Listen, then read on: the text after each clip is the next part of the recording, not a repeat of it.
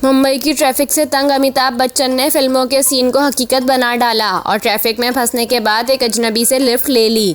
अमिताभ बच्चन इतवार के रोज शूटिंग के सेट के लिए निकले तो रास्ते में बदतरीन ट्रैफिक जाम में फंस गए, जिसके बाद उन्होंने सड़क पर मोटरसाइकिल पर बैठे एक अजनबी शख्स से लिफ्ट मांगी। और फिर वो कौन होगा जो अमिताभ बच्चन को लिफ्ट देने से इनकार करेगा।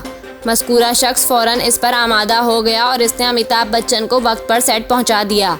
बाद अज़ां सुपरस्टार ने इस शख्स के साथ ली गई तस्वीर इंस्टाग्राम पर शेयर की और कैप्शन भी लिखा।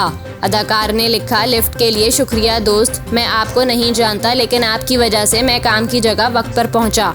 अमिताभ बच्चन की ये तस्वीर सोशल मीडिया पर खासी वायरल है, जिस पर मद्दाह दिलचस्प तबसरे कर रहे हैं।